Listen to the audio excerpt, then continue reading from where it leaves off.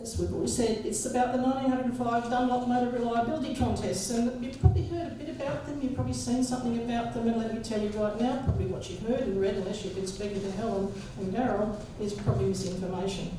It's basically fake news, and the fake news is perpetuated for over 100 years in a lot of cases for this. I can see Helen nodding furiously here, she's and Darryl. So we'll try and get rid of some of the misinformation as we go along. That Australia had a world-class reliability trial in 1905, and this is 5 years basically after cars had just kind of pretty much arrived here in Australia, is just due to one person, and that's this guy. Harry Barton James, or as everyone called him, Harry James. And he was the energetic advertising manager for Dunlop in Australia at the time. He was also a top bicyclist. He'd come out of competition cycling, and there's an old phrase about cyclists make the best motorists. And up until, well, in the first 10 years of motoring in Australia, that was very, very true. He was also a pioneering motorist, as Helen said, and he was one of the founders of the Automotive Club of Victoria, the ACB. Now, I put a dream there for a particular reason. It's a 1905 motor contest, but Harry was already dreaming this contest in 1901. You know that because in 1901, the papers start to talk about a Dunlop interstate motor contest. And people are going, 1901, okay, we have the Gordon Bennett races in overseas and then Paris, Madrid and all that kind of stuff, but now we're going to talk about something here in Australia. At the same time as he's feeding that out to the papers about a great motor contest, he also feeds out an article about a dream he's had. He's dreamt of a great motor contest, and it even has Motorist Today in it. It's got Charlie Kellow, he's driving a Voyagerette. It's got W.H. Lewis, a partner in Tarrant & Co. He's driving a Tarrant, 1901, 4 years before the Tarrant hits the road. And Herbert Thompson's out there in his fantastic steam car. James was really well placed to do this dream because he, as I said, was a competition cyclist. He was also a motorcyclist. In 1902, he rode the Beauchamp, built by Beauchamps here in Melbourne, to Sydney to watch a cycling race, a bicycle race.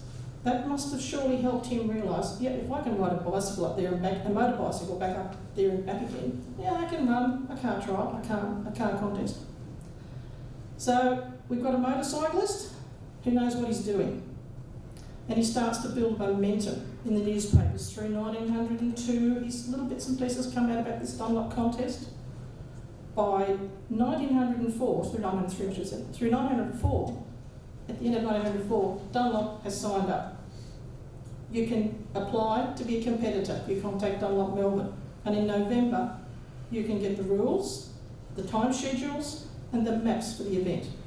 So we're well underway by September 1904. Now the interesting part about that is why is it's Dunlop that's sponsoring this? Because this is going to be a big event. This is serious stuff. It's Dunlop because by that stage they're established. If I put my glasses on, I can read what I've written. How about, oh, that's much better.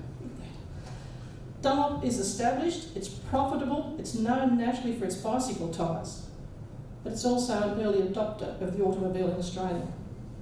In 1898, they brought in two pacing tandem, do you know what I'm trying to say, tandem pacing motorcycles, really early motorcycles, to pace the bicycling events and promote Dunlop tyres. They had a motor tricycle in 1901, which Harry James then goes on to try and set a speed record in, I should point out. And they negotiated for the DDON Motor Agency, which they got. In 1900, at the end of 1900, they bring in their first demonstration DDON Voyagerette. James goes off driving that around Victoria, gets lots of driving experience. He also has on board Jack Proctor, Dunlop's founding manager in Australia, and they're both really aware the automobile has possibilities for Australia, but we've got less than 1,000 cars here.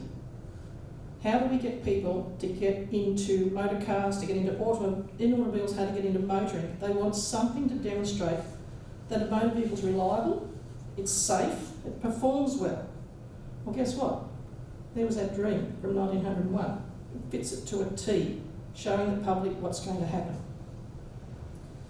A lot of people say cynically, well, Yep, they well appreciated the financial value of the pneumatic tyre to Dunlop, there's no doubt about that. They did. They'd already started advertising car tyres in 1904. But whether it was for commercial advantage or enthusiasm for the automobile, the intercapital contest was on. Now, how was it going to look? They nominated some really simple goals for it.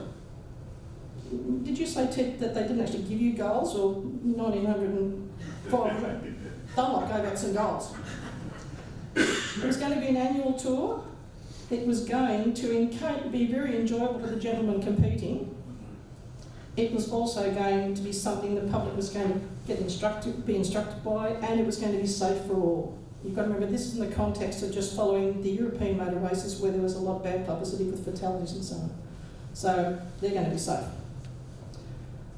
They also were at great pains not to use the language of a race. James understood that people already knew the vehicles were fast, or capable of speed in their terms. He saw that it was automobile reliability that people wanted proven. They weren't interested in encouraging dangerous high-speed racing and the ruin of valuable cars. So, we're off and away, it's the end of November, November 1904. We're going to give a prize. And what a prize. That's one heck of a prize. But it wasn't the first prize that was offered. Sydney motorist Mark Foy had offered a perpetual trophy in October, but he'd offered it for a speed race. Remember what I said about not speeding, not going to ruin cars? It was declined, but God bless Mark Foy. He accepted that situation with grace and entered the contest anyway. So in January, someone had bailed up Cursia Adet & Co., who represented James Buchanan, the whisky makers, to sponsor a perpetual trophy known as the Buchanan Cup. And what a doozy. 35 inches high, an automobile with a classical figure mounted on top, on a black wooden pedestal with bronze flying supports. Yeah, anybody who's involved in motorsport would love to have that. You wouldn't like to clean it, but you'd love to have it. So the contest is underway, we've got the trophy, now we've got to have some really specific rules and so on, and where do you find a rule book for an event like this in 1905? There isn't one. So James sets about writing the rules and the conditions of the event. He takes some from the world he knows really well, competitive bicycling and long-distance cycling events. He takes some from the existing British 1,000-mile trials that the Automobile Club over there had started in 1900, but much of the contest regulations were original, Australian, devised by Harry James. To win this contest, the winner has to drive from Sydney to Melbourne on the old coach road, a coach road that hadn't really been maintained for the last 20-odd years because the trains had come in and taken the traffic.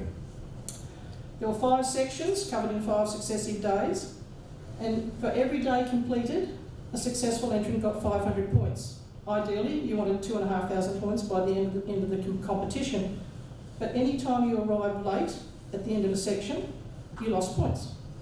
If you spent too long out there, you lost lots of points. If you had 14 punctures, as one competitor did, you lost a lot of points. So, not a speed event, and at the end of each night, at each of the section ends, the cars were locked away. As soon as you signed in at your section control, they were locked away, you couldn't touch them. You got your car or your bike back 5 minutes next morning to go to the start. So very little time for adjustments or anything like that. The competition was divided into heavy, light and motorcycle classes, and the average speeds, now I want you to pay attention here, the average speeds. For heavy cars over the whole 572 miles was 15 3/4 miles an hour. That's a Gideon speed. What is it, we're in a 1904 DDL. The light cars, 13 3/4 miles an hour. Motorcycles, 17 3/4. These speeds were well within the capabilities of a reliable, well-maintained and appropriately driven vehicle of the time. And we'll come back to speeds a little bit later. The most suitable course, as I said, was the old coach road. Now, it's got made at that stage of unmade and made sections. Some of them had been macadamised. That was before and after some macadamisation. And it's a much better road, obviously, less corrugated. But the problem with that, when they put the small gravel on the macadamised section, it's often, if it's not well made, it's really sharp. Really sharp, breaks through pneumatic tyres. So you've got the choice of punctures or bolt. So we have the road. We've also got a little problem with hills. There were some significant ones, well, they were significant in 1905, Pretty Sally up the road, and in New South Wales, Mundalo Hill were rated as very difficult. And they were just difficult ones. There was lots of in-betweens that weren't so great either. The one that everyone worried about was Razorback. It's Razorback in 1905. And I don't know if any of you know that road up between or Picton and Camden on the old Hume Highway. If you go up here, it's still there, you can still drive this bit of road. It's mostly tar, but some dirt on the downhill side. It's an exciting drive even now. It's an exciting drive in a vintage car, I can tell you. So this really worried people. You're going to run this event, Harry James has got to figure out a few other things. You go up and down the highway now, you're a few minutes from petrol, food and accommodation and road service. 1905, Dunlop had to arrange 1,700 gallons of petrol delivered up and down the route to local depots, mostly their cycle agencies. They had to arrange accommodation and meals for 60 people, and in major towns they had to take precautions for safety. They recruited local marshals to slow competitors down and to hold back spectators. Dunlop provided contestants with maps, directions and details of road conditions and dangerous spots. They all got their little daily running sheet. Publicity was extensive. Oh, I'm getting a point from Teddy. Publicity was extensive. Harry James ensured that newspapers throughout the entire country had regular items about the contest. They had the items about the contestants and the vehicles. They printed 50,000 free programs, a 20-page booklet, and they were distributed up and down that coach road from Sydney to Melbourne. Or, if you lived further away, you could send a penny stamp to Dunlop and one of you posted to you. So by the time the contest started, all the logistics and all the publicity had been flawlessly organised by Harry James. So to run this contest, it's a motorsport event, you know, even though Dunlop's there, it's a motorsport event and you need some energetic enthusiasts. Well, they've got the best one, of course, it's Harry James. He's considered the ultimate energetic enthusiast. He has a reputation for getting things done, whether that's setting a route for an event or feeding a multitude of people. But he's well backed. He's backed by motoring enthusiasts at Dunlop. I mentioned the management, the Proctor brothers, and the city manager, Charles Sherwood. So he's got the highest people in Dunlop backing him. He's also got, I couldn't find a 1905 picture of the ACV, but anyway, this was good. He's also got the Automobile Club Victoria backing him as a contest patron, and 15 of its founder members were either entrants, co-drivers, officials or passengers. In Sydney, the Automobile Club up there was a genial host and it assisted with staff officials and marshals, and we won't mention how many of them didn't get involved. It's very sad. Of the energetic enthusiasts who started out from Sydney, you've really got to give it to the heart. The hardest bunch is the motorcyclists. Their machines were 3.5 horsepower or less, and most of them were unsprung. In the motorcycles, we had Edward Joshua, an ACV Foundation member. Alfred Fuller, who came from Blacklock and Fuller Cycle at Albury. He's a well-known cycling record holder at the time. The remarkable Fred Taylor from Wollongong, who built 4 motorcycles, one of those especially for the contest. He's an engineer. And you've got the equally incredible Bert James and his brother Fred, who were sporting identities at the time, and they were the first to bicycle across the Nullarbor in 1898, I think it was. In the motor car class, you've got local people like James Craven, who imported Melbourne's first DD-on. I've got some photos, I'm sorry I haven't got them all. James Coleman, who with Harry James and Sid Day had started the ACV, and Sid Day's first car was it was a DD-on tricycle. He bought that in 1900. It was the famous Floridora, if anyone knows that DD-on history here in Australia. You have Charles Hall, who's a bicycle manufacturer and holds the Oldsmobile Agency as a competitor. Charlie Kellow, who'd been importing cars from 1901 and started Melbourne's first garage in 1903. Our personal favourite, Florence Thomson, who was Australia's foremost lady motorist. She taught herself to drive in 1902, and she drove from Adelaide to Melbourne in 1904, the second person to successfully do so.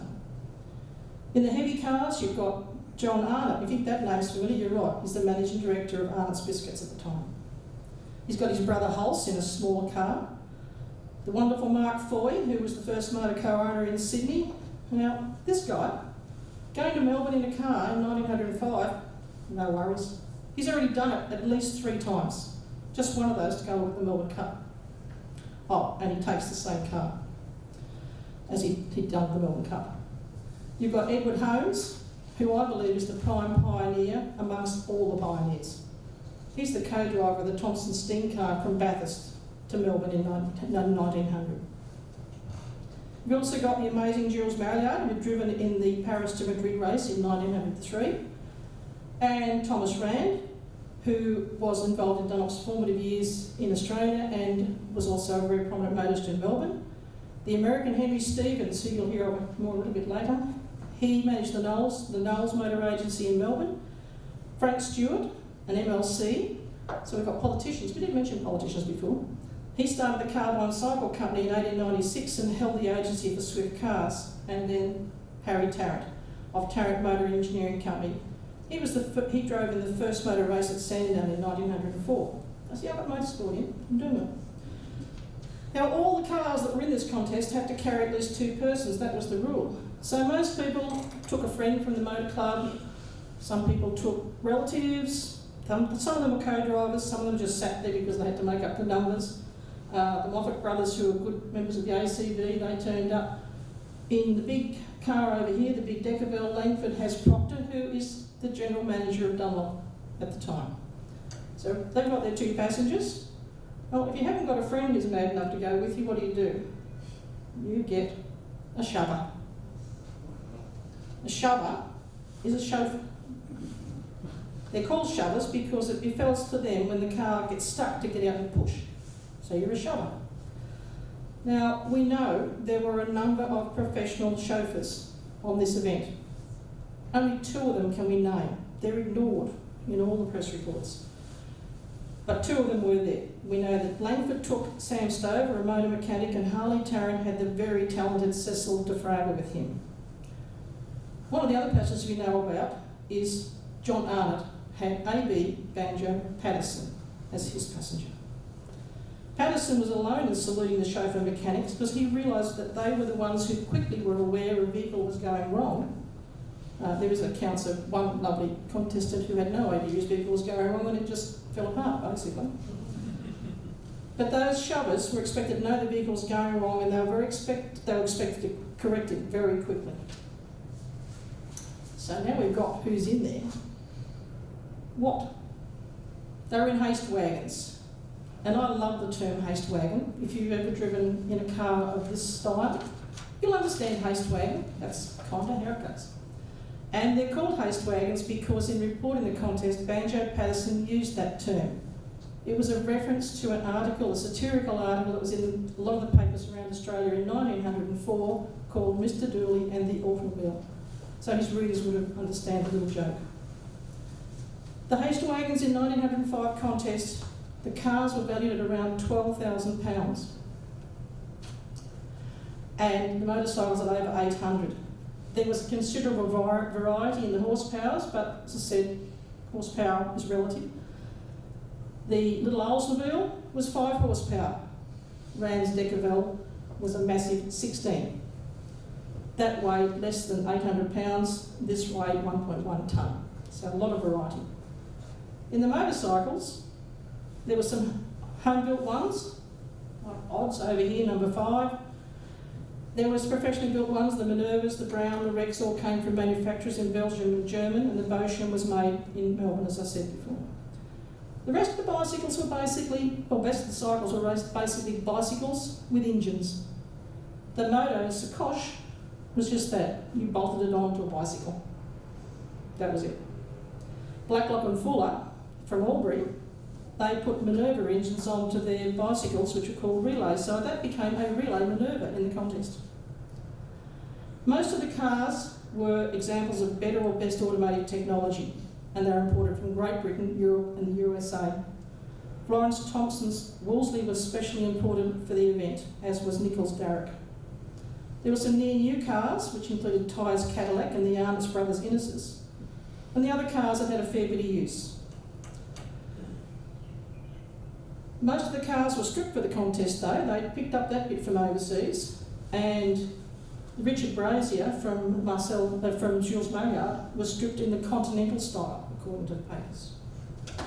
Very impressive. But they took their mudguards off and various things like that. Sorry. The actual contest. And that's the cover of the booklet that people got. Now, to get to Melbourne, and I've already advised you most of the competitors came from here, they had to get to Sydney first. And that meant one or the other things. Either on the boat, a lot of vehicles came up on the steamer and were unloaded, and a few of them drove to familiarise themselves with the route. So we've now got these fairly small cars going up, start, back, long run. That's 1,000 miles for some of those vehicles. The start was at the Sydney Town Hall, and there were 35 competitors.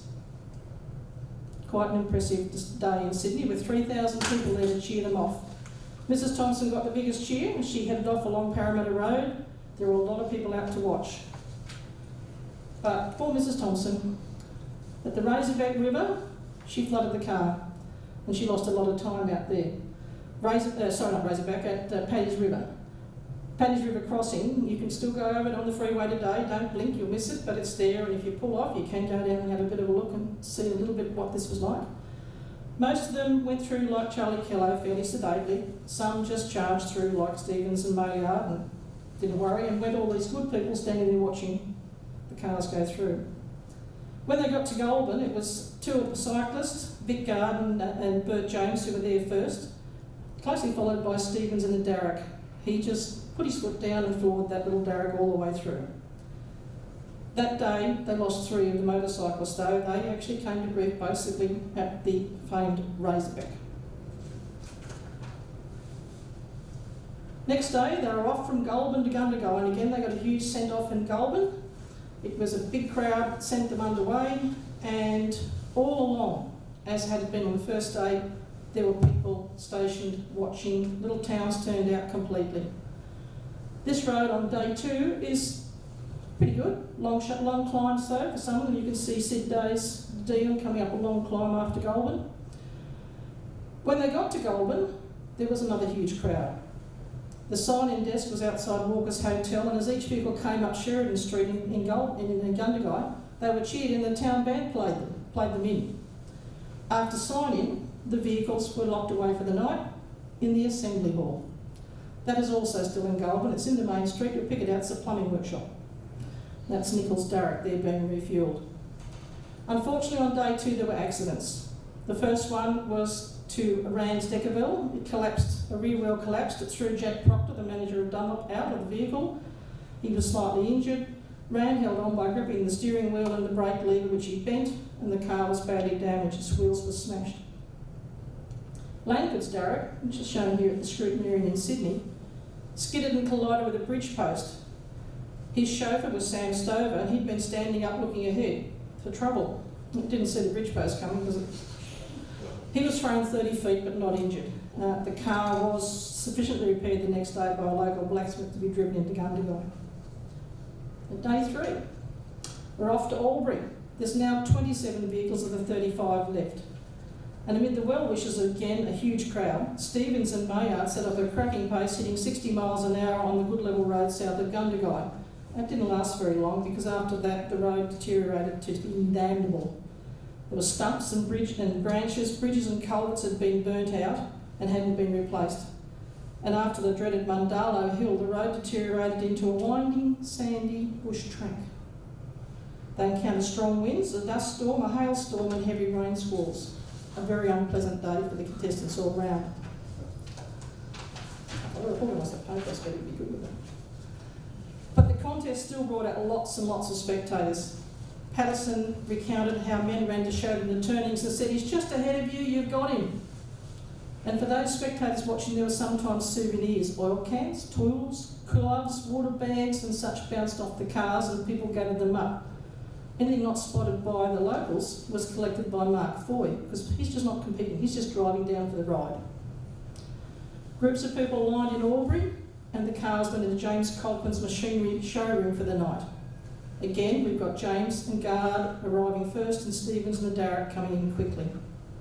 More motorcyclists, though, unfortunately failed in this section.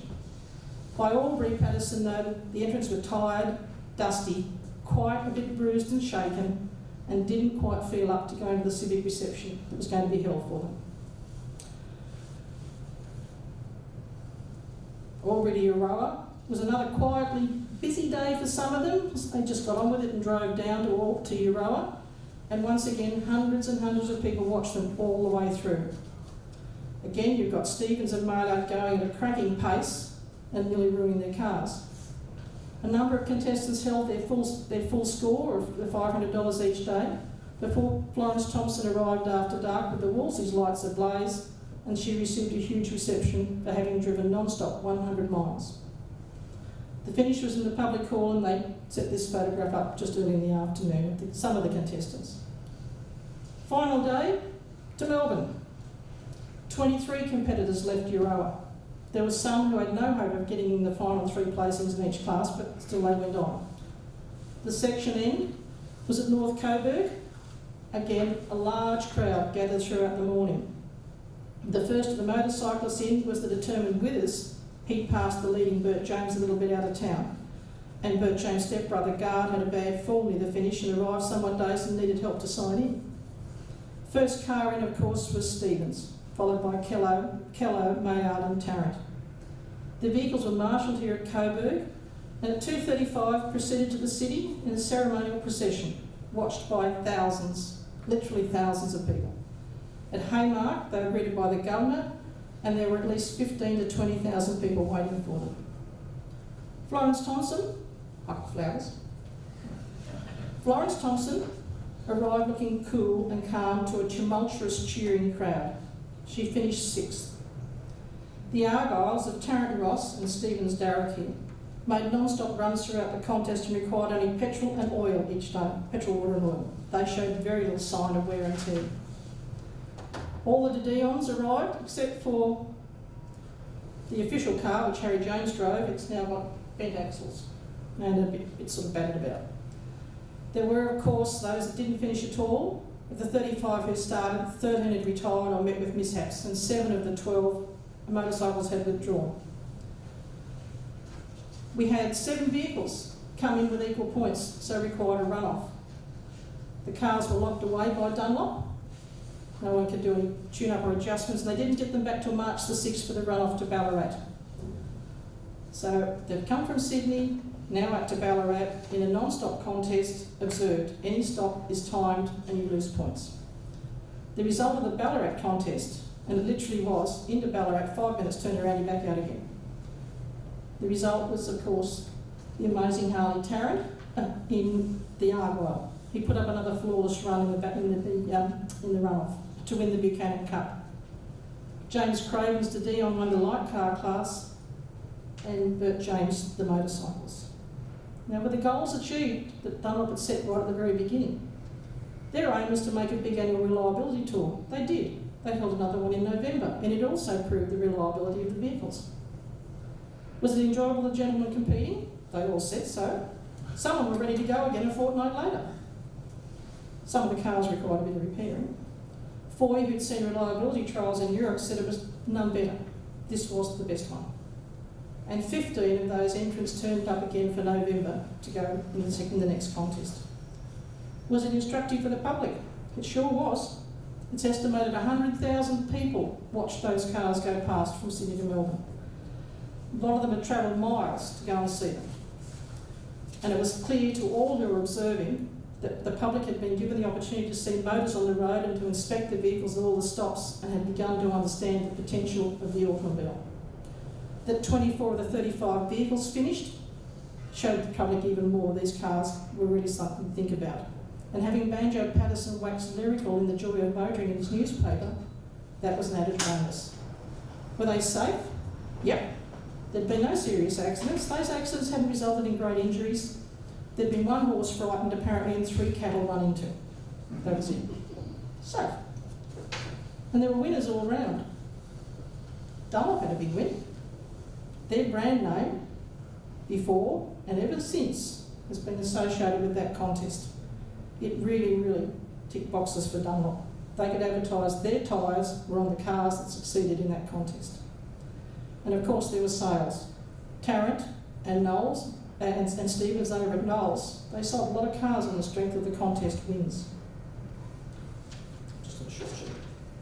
So, a reliability trial which showed the public that a horseless carriage was and could accommodate them in driving around Australian roads. The contest results have been impressive. It showed them you could travel at around 12 to 20 miles an hour consistently in an old car, in the car of the time, when your horse would take you in the buggy at between 2 and 5 miles an hour. So you've got speed, you've got some reliability. You can't put your horse out there for 10 hours drive. It's not going to happen. So the Dunlop Motor Reliability Contest undoubtedly demonstrated to the nation exactly what Harry James set out to do. That the automobile was no longer a novelty, it was reliable and suitable for travelling long distances over Australian roads. Thank you.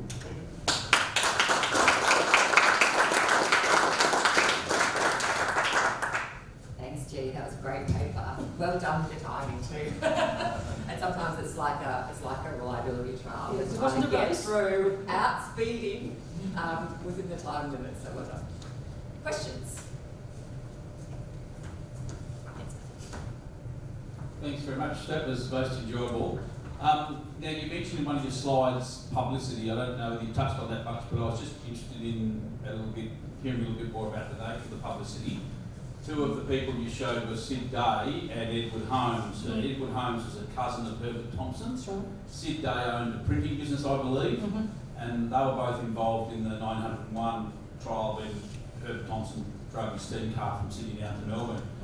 Edward Holmes was the publicist, I suppose, behind that venture and was a real pro for his day, I think. In the days of sort of modern press release journalism, he had sort of had it down to a fine pat in 1901. He basically had a whole lot of flyers printed off by Sid Day and they were distributed to all the country newspapers along the route, and they were all primed, and of course the local editors and newspapers always keen for easy copy. They just reprinted the same content verbatim, but they got very good publicity out of that for next to nothing. Yeah, well, he was a good publicist, I agree with you. He wasn't anything to match Harry James. Harry James was a publicist par excellence, and he remained so from, I would roughly say, when he started to do Dunlop stuff, 1895, I think, through to his retirement, and indeed beyond to the RACV. He was the publicist beyond all. He was amazing. Sid Day, yes, he did a lot of the printing for the competition, and I said, it's been said that this contest had a saturation of publicity as great as you would get now for an international sporting event on the modern media.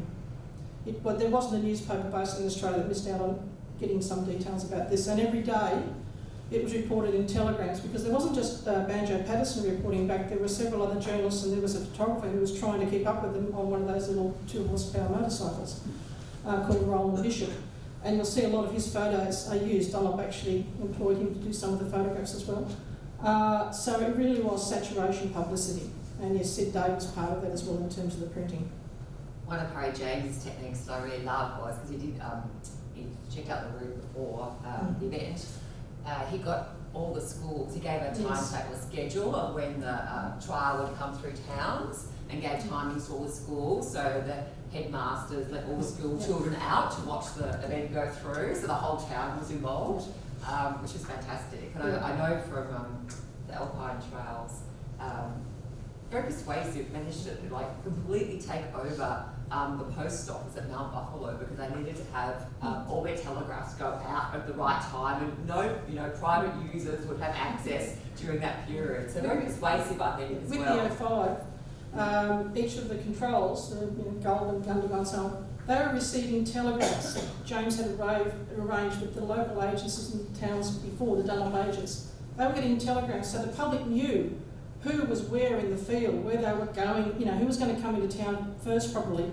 It also enabled a number of the towns to run sweepstakes on the race, which was added to its enjoyment, I believe. Don. This prompts the question, this is excellent. How much work has there been on reliability trials during the early years of the automobile in Australia, because I stumbled upon liability trials in my research in America, was stunned to find out how popular they truly were. It's very much ignored. And I'm just curious if much has been done here in Australia. No, and what has been done, as I said, is a lot of people just copying what's been written in newspapers, which has got Chinese whispers in it, and it's become inaccurate. I've had to dive back and find the accurate information. The 05 contest basically kicked it off. Adelaide followed a couple of months later. The Adelaide Club followed with a contest that went very well. And then the Automobile Club of Victoria started, then I think it goes, no, they did the May one, 100 mile non-stop in May 1905, and it just picks up from there. I'm very sad to say, as someone from New South Wales, that our local ACA were a little bit slow and they didn't start till 1907 with a liability trial, but they made up for it, it got good, they did well. So yeah, but to answer your point, there is not a really satisfactory history of reliability trials, particularly in pre-war. And if I could just mention something else, we're talking about fragility, I've got just 2 seconds.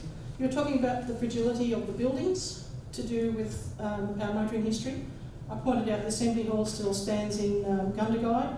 The Australian Arcade, where they were locked up, still stands in Goulburn, but you'll have a lot of trouble finding it. It's just opposite the post office, but very well hidden. A lot of the smaller towns, the buildings still exist.